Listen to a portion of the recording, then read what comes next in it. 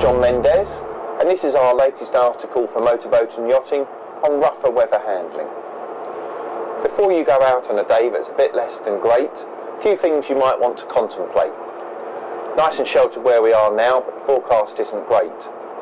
Make sure you're dressed appropriately. I've got a life jacket on, I've got some other bits that I will put on later if we have to go up top in the outside. And most importantly, when you're moving around the boat, make sure you're holding on really well and got some good handholds, and you're not going to crash into the wheel or the throttles. One of the key things for boating in rougher weather is making sure that you're securely in your seat, and most importantly you've got a good relationship between you and the controls of the boat. So obviously I've got the helm and the throttle, and one of the things I've found over the years is balancing the heel of your hand on the base plate of the throttles allows me to increase or decrease the revs as I need. On a rougher day I might need to lift the bow of the boat with a little bit of power, or ease it with a little bit to let it just gently drop and squash away flat. I can't do that if my arm's up here. I need something to pivot against. So hand on the bottom of the throttles, I've got good control. Other hand I tend to have on the wheel, because again we can make the boat much safer by steering round bigger waves rather than trying to go through everything. So that's my standard position, nicely braced and comfy. One of the great things with our electronic modern navigation is it means I can put a route in and follow a fairly simple to follow rolling road to keep me on track. I like using the radar. I've got my charts beside me so I can monitor where I am and make sure I'm happy. The other key thing though is that any alternative ports I want to be able to easily access through my waypoints or my routes, that I've got them all planned in and ready to go. So current routes ready to run, alternative routes all ready just in case. I always like to keep a trusty grab bag handy on rough weather. It's pretty much what I have on my delivery pack as well.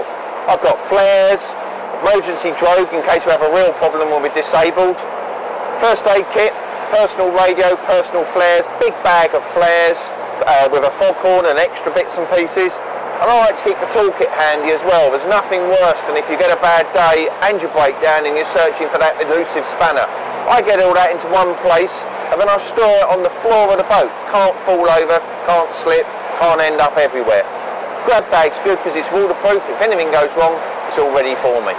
One little trick I found over the years, boat lockers aren't particularly clever at staying closed when it's a bit lumpy, so I use a bit of gaffer tape and just put it over the corner and it just locks it tight nicely and saves the contents going all over the floor. And I just fold the end over there, then when I want to pick it off again I've got something to lift with. But that just keeps them nicely closed. Absolutely essential that we make sure the portholes are closed, so nice and Loctite. That's nice and secure. I prefer the ones with the screw latches, but that's all we've got. I've just changed into some slightly warmer layers because I'm going to have to dry from up top because I've got a problem with the interior steering. So I've got a nice thick coat, life jacket on top. I've also got a safety harness, which a lot of people think you don't need on a motorboat. But if I need to go forward to sort a problem out, I'd much rather have the ability to clip on than just be hanging on. Leaves my hands free to work. Most important thing again is life jacket's the outside layer. And don't forget something for your head. It gets really cold on a cold day and then you lose concentration.